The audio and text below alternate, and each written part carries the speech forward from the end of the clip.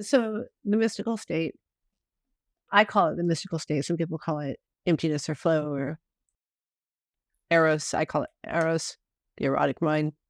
You're connected to everything, timeless, no conceptual thought, no self consciousness. That's the entry point. A lot of traditions only talk about it like that's the be all and end all. Yeah. I would say that's the beginning. Are you saying that that's something that you can maintain? So great. This is okay. Now I get it. And because this ties in directly to feminine enlightenment, it's just kind of a neutral term for an experience that we all have through various doorways, and then and also that it's being democratized at this point. There is virtually no way other than group flow to enter the mystical state in connection with another human. So what we do is we reinforce the idea of isolation in order to hit the highest state of human consciousness. Reinforce the state of isolation. How? You have to do your own practice. You have to, I see what you're saying. Right? So you're positively reinforcing connection in the mystical state, which begins to, I think the malady of our time is separation, right? Yeah. Catholics say that is hell. Hell is separation. And so you begin to positively reinforce human connection with the highest biological state possible. I think that's important. So both in psychedelics and in dream yoga, right? Mm-hmm. There's these 3 stages. So the first is you just dream and it's just karmic material. Mm-hmm. And in psychedelics, you trip and it's just, fractals and visuals. And really what that is just the lightning going through these experiences and activating them, right? Then there's kind of this next level. And in the next level, it's almost like you're being taught. Mm-hmm. Like in dream yoga, something comes, I call it night school. Something comes in and communicates to you something. And then there's like the idea of, like plant medicines where a force is coming in and teaching you about yourself. The plant merges with your physiology. But all of that is still when the collection of material that poses as you is still inside of you. The electricity interacts with those and does what it does. It does it this little. And you can see that the idea of agency and volition increases as you go up. Then there's this third level. And the third level is, so like it would be, you go from breakout to a breakthrough. And in that place,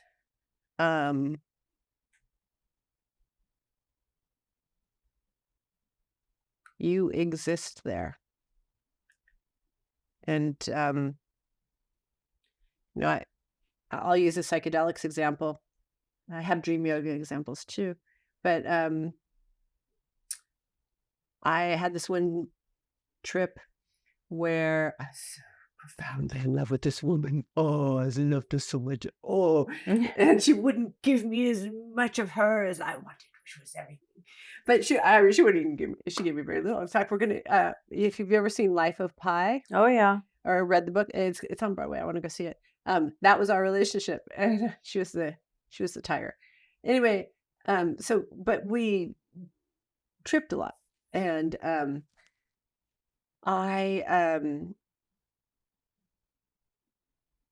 we were sitting next to each other, so I would turn to kiss her. Our lips would be this close, and then all of a sudden, I would break out into a totally different world, and suddenly I was in 1920. And this is the level that most people in psychedelics don't get to, most people in dream yoga don't get to, where you live there, inhabit there. So I was in 1920. It was a 1920s circus. I landed. I was crying about having lost something behind me because I landed there without her. Oh, wow.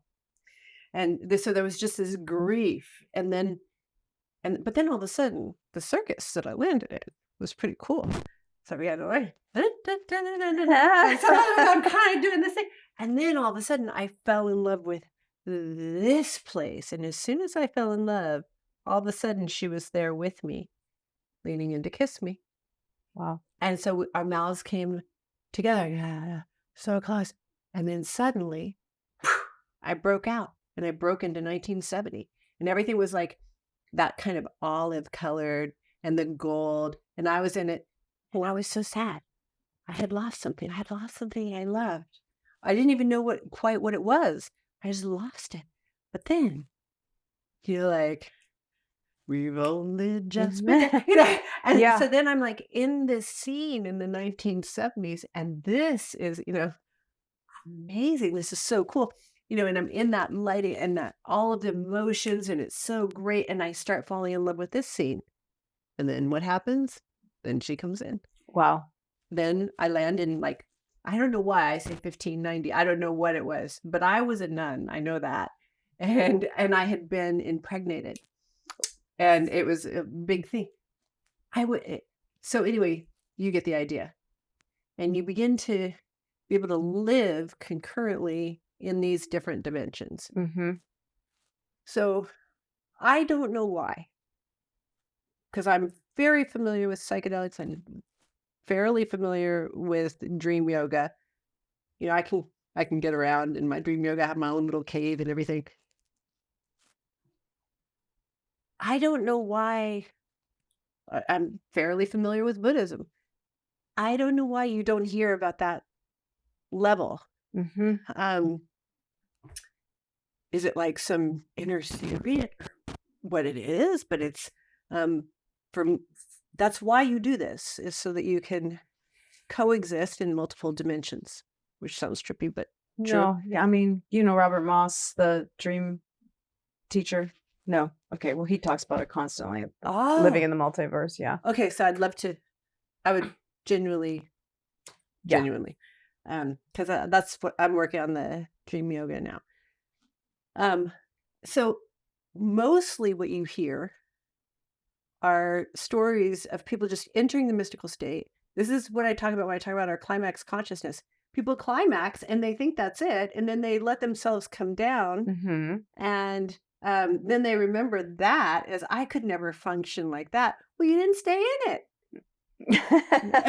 Well, if you're on some kind of substance, that doesn't allow you to stay in it. But actually, that's not totally true. That's not true at all. Yeah, you just do a lot of that substance regularly as a practice, and you get familiar. You familiarize with your. I think we have lost the art of ritual and practice 100% in such a way that you actually hit the starting point and build. So that's why I'm so obsessive about process-oriented reality as opposed to climax. Like, because you most people that I know of don't make it to the reason that you do it, because there you play is in your you can't do that and not enjoy the play. Because you were never freaking out. Like, what am I doing here? Like, there was not like I'm so identified with Nicole in 2023 or whatever time period it was, that I can't also be here. That was like not a thing. I mean, it kind of sounds like how when people talk about near-death experiences, and when they're in that other realm, they're just not like concerned with that. Yeah, here I am, and this is what's happening. Well, I think, and this has to do with my original premise. I have a very strong relationship with pain. Yeah. And so I trust it. And when you trust pain, it becomes a profound ally against a certain terror. Because what people are afraid of is feeling pain. So if you're already in relationship with it, you have a much different experience with disorientation. I'm going to go over here really quickly, and I'll be right back. So, and I also don't believe in demons or devils, or, I had this after I did a certain psychedelic experience,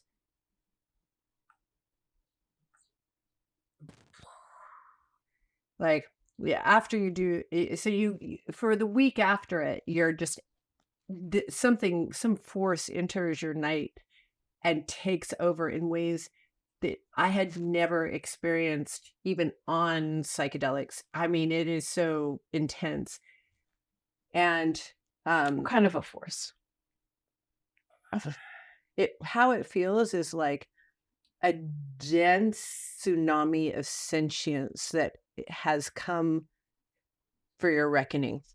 And but with exquisite, it's so elegant in that it will rattle your cage until you offer something, and then it totally recontextualizes it for you, takes it away from you, and fills that space with love. So sort of like that. It sounds like the dweller in the threshold, that type of energy that can be terrifying because it's so potent, but it's supposedly the manifestation of all that has not been realized consciously yet. You got it. Yeah. And so the first time amazing, but it is because now it comes in, but it comes in, as a friend. At that time, it was like, who are you? Yeah. So but the second night, so the first night was kind of beautiful and cool and weird and wow, whoa, that was so intense. Let's process that. And then the second night, it came in and it was like I was gonna vomit. Like I had to rush from my bed. It was like I had just taken a substance, but I hadn't. Right. I had to rush to my bed into the bathroom and like hold on. And I literally like had to hold on to the toilet for the coolness. I was like holding on, and I was like, what happened? And this thought came in because I was working with South American energies, and so I thought maybe there's a darkness that is beyond my capacity, and maybe there are demons. And I just don't. It's nothing I've ever consciously believed in. And it was my reckoning, my energetic reckoning, and I was being, like shaken. And then all of a sudden, I had this thought: I don't believe in demons. And then suddenly it was like, and like there was like this joy that like a untold joy from all of those forces that I recognized them in a sense as like my favorite Zen expression is tricksters and bandits of the Dharma. That I recognized them as tricksters and bandits in that moment. And it was like, are we having fun? Yeah, it's almost like the Milarepa story with the demons in the cave, that story about how they all came and they're trying to get him, and he's trying to get rid he just went through all of these things to try to get rid of them. And actually at the last thing that happens is that he like most of the demons leave after a while, but first he tries to teach them the Dharma, and then they just lay around like, yeah, okay, yeah, I'm not going anywhere, but eventually most of them left, and I can't exactly remember why. I think because he just like let them be there. But then there was just this one enormous demon at the end, and it wasn't going anywhere. And so what he did was offer himself to the demon, and then it became something else. Yeah. But I mean, that's what it sounds like you're talking about. Yeah. Like when you recognize something not as a demon, then it's not. When you see it's like anything that you accurately see, will give up its secret. Right. Will give up the game. Right. That's it. Right. Yeah. Yeah. And I think a lot of the times when they were talking about, well, at least my understanding of like demonic forces or entity attachments or whatever, they can't, it's not something, I mean, if there's no separation, it's not something different. Yeah. And if it's coming looking that way. There's something that is creating that at the same time. So it isn't like this external thing is coming to get That's you it. and hold you. Sorry, that's so exact. Because the realization I had right before that moment was I just remembered this line from Joseph Campbell. Like it was something like all of our demons and angels are our own. That was Yes. and it flashed in my mind. And then I thought, oh wait, I don't believe in Yeah, demons. yeah. That was it. Yeah. Yeah. It's not, that whole externalization is it's the separation that causes that to seem so terrifying. Separation is the malady of our time. And that's when I talk about a female enlightenment, feminine enlightenment being about opening to what you would otherwise close to, that is precisely what I mean. Yes. It's like disgust and terror. When you open to it, when I was in my deep home training, so you should know I can smell across the street. I can hear down the block. Like this is too sensitive probably for this world. And so I came down the stairs and the guy who I was hot for at the time, he wasn't a super bather. Oh, sorry. Yeah, that's difficult for me. I also have a very acute sense of smell. Virgo. Yeah. Oh, yeah. And so, no. I prepared for that disgust, that contraction, that closure, but I was too open. I couldn't do it because I had just come from training and it was this thing with. And what happened was that the judgment that closes couldn't do it. And his aroma came, I can't believe what I said. His aroma came in and it activated the full orgasm. It occurred as the ultimate bliss. What happens for so many women is we're so impacted with fullness and we don't realize it. And so in a million ways, we reject reality. Yeah. Because we can't take any more in, and our process is reception. And so I'm hanging out with a guy or a lady. I'm hanging out with somebody. And it's been amazing.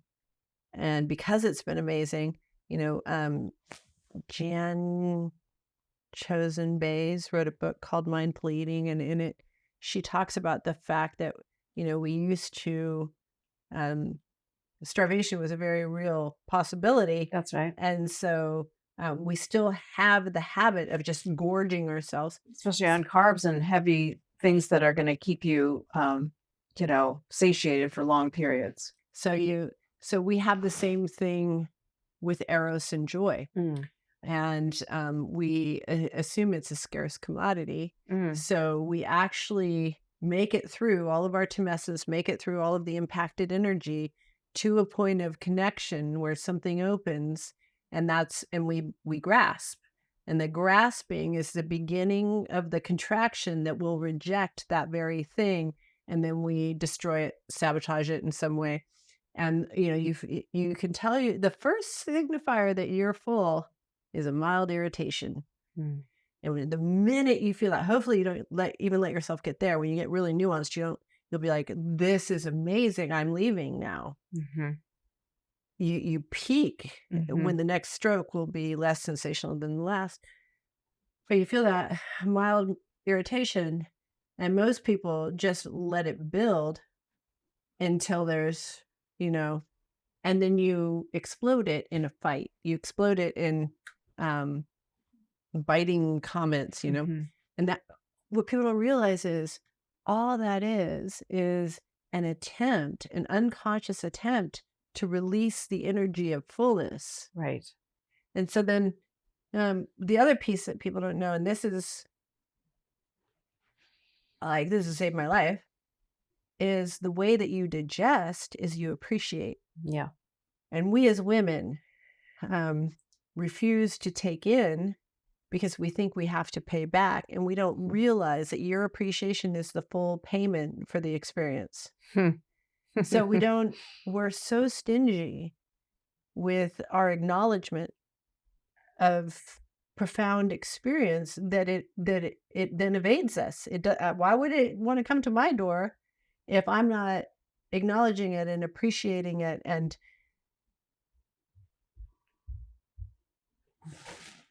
nourishing it?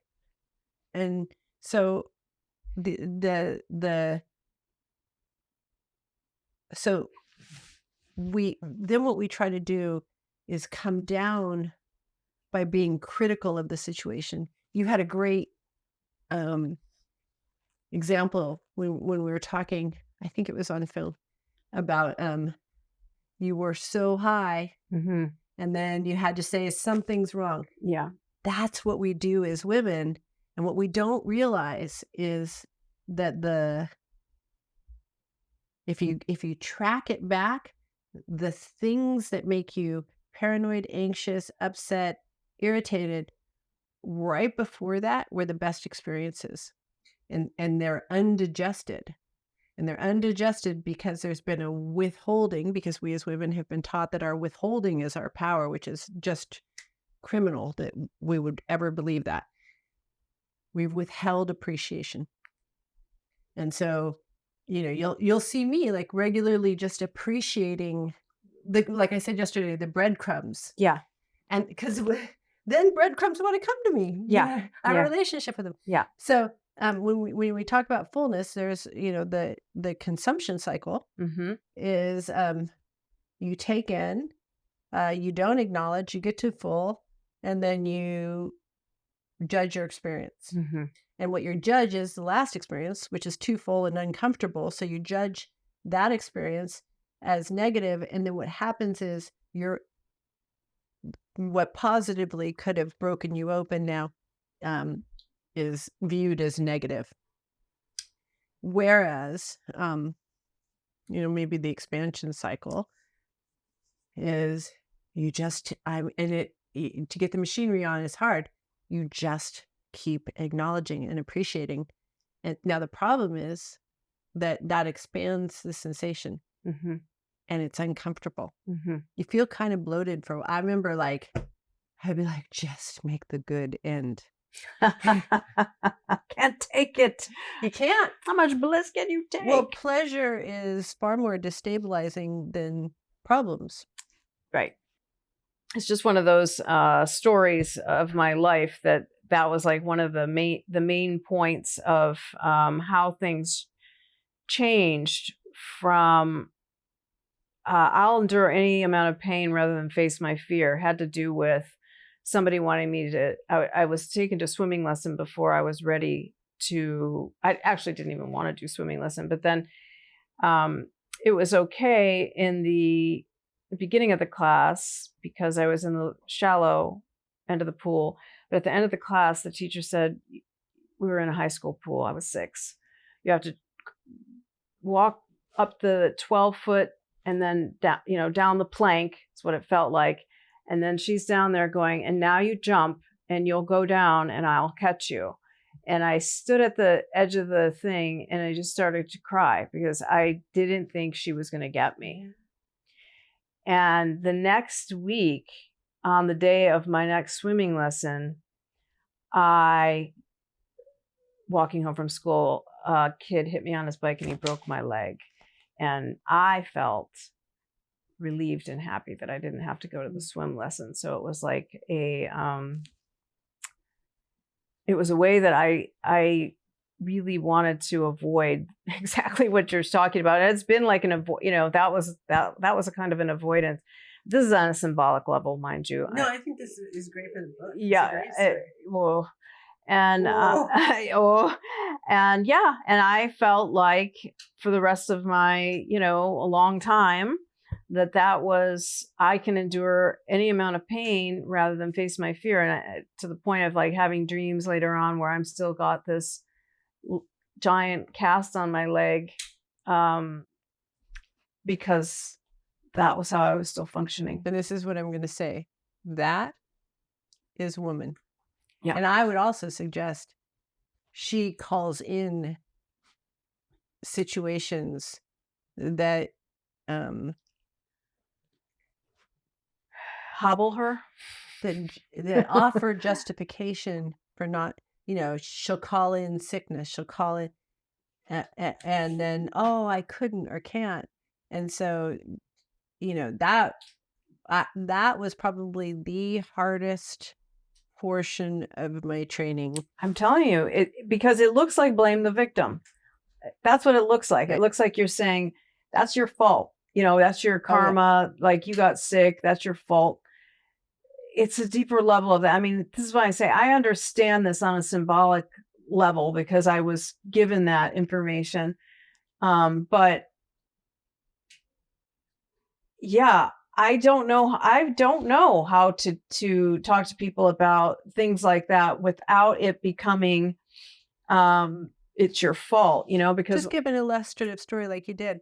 Like when I say, so for me, because there was a point in my training where it's an Om training. So, there are just certain places I would not go to in my Om. I just would not. And I would get sick that day when we were going to do that spot. There, a whole series of things. And finally, Ray just said, we're not getting anywhere. Nothing is happening. It's dead space. And you're either going to have to commit to walking through those, or this is the end of your own training. Did you feel threatened? No, I felt, what's the word? What's the word when someone tells you what you don't want to hear that is the truth? Like, and there's a certain, but you're faced with a kind of come to Jesus moment, but it's you and you. It wasn't me and him. He was just naming it. Yeah. He wasn't prescribing. He was describing. Yeah. And that he was very good at that. And he was describing what we both knew. And for whatever reason, he had the words for it that I wouldn't permit into my head. Because I had to admit it had been like maybe 2 months or something of like good Oms. But a good Om, it's not a good Om. Only you asked the question about what is the condition to enter the mystical state. It is perpetual growth. Right. And so I wasn't growing. I was relying on my trust fund that I had built. And comfortable. Yeah. And, he used to always say, if you're coasting, you're going downhill. And so it was like, that's right. And the reason was that we had hit the places that I had said I would never go. And it, I was either going to go there or I wasn't. And so how did you break through? I think I did what I looked at what I'd be losing, like at that point I was fortunate in that Om was precious enough to me, as a vehicle for freedom, spaciousness, that I was almost willing to lose it, but I wasn't willing to lose it. And it was like,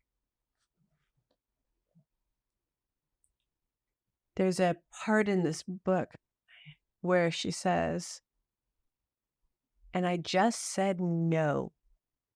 It was like, I just said no to those fears that there are parts of my mind where I was like crouched in a corner from my own fear. Yeah. Afraid of the fear.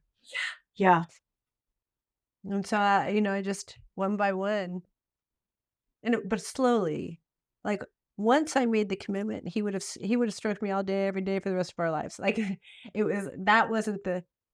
but I had to agree to go to those spots. And that's actually, in some ways I say that's when my practice began. All of everything prior was to enter those points that there was no other way to get into. Yeah, you were getting used to it. And then by the time you got used to it, you're like, okay, now I can open a little bit more. Yeah, I mean, so much of my survival. So I was having to undo some of the pieces that had literally saved my life at another point. Protection and so every time I came up on those, it was life or death. Survival. That's right. Yeah, life or death. I know that feeling. And then it's very hard because it really feels like that. I will die. But you don't die. And you're in Om, and the thing's trying to flow while you're dying. Yeah. And yeah, it was really something dies, right? But it really feels like it's interesting. It really feels like yeah, whatever needs to be born, and that, but you can't let go of the known. That's the thing. You can't let go of the known. You can't. And how I had two primary strategies. One is diversify, so you never rely on anyone in particular, which is a very feminine thing, and the other is don't give anyone everything. And here I am with this human being in so many dimensions, right? It's like, he was quite a bit older than me, so it's like teacher, guide, lover, friend. Sometimes on psychedelics, he looked like God. And then, but also, I was really refining my views on women. So he was student and, and so we were meeting in all of this. And I just kept this layer of, it's okay if I'm not in love with him. All of I had that one objective layer, and we would get near it, and I would not. I just I'd be like, oh, that's great, and I'm the 2:00 spot. I'm in love. That's my spot, and just opening it, and it was months of being in love with him, which was beyond, because it was everything. It was all of my eggs were in one basket, and now you could destroy me. For me, the salvation is to trust, to be able to tune into something that you can trust that is beyond conditions, or you'll be nuts. If I had to trust a human being, right, it would be cruel, actually, because we're flawed. That's right. You can't. But I trust. Not in that way. Yeah. And then there was this, I'll just tell this one last frame, but because we hit this peak that was we rose. And then it was funny because I once heard this woman say she was a skier, and she heard and she knew that but this was my version of it, because it just was and then everything just, it was if you've seen the images of a nuclear blast, the mushroom cloud, it was just and it was not climax, it was just, and this just scattered everywhere. We had no map. We were just following. Both of us were equally committed to the energy, to Eros, and that I think you have to find somebody who's equally committed to it, and you have to trust their commitment to it, and because otherwise it gets too personally intertwined. You meet in it, but there has to, I think in Christianity it's called equally yoked. You have to be equally yoked. But we just made stuff up, because we didn't know, and some stuff worked, some stuff didn't work, and so it's I made these mistakes so you don't have to. And then I wrote the sutras, though, with enough space so that there's no prescription. It's very dangerous to have, for me, sort of descriptive enough descriptions with levels, because then people are hitting them conceptually, but not hitting them experientially.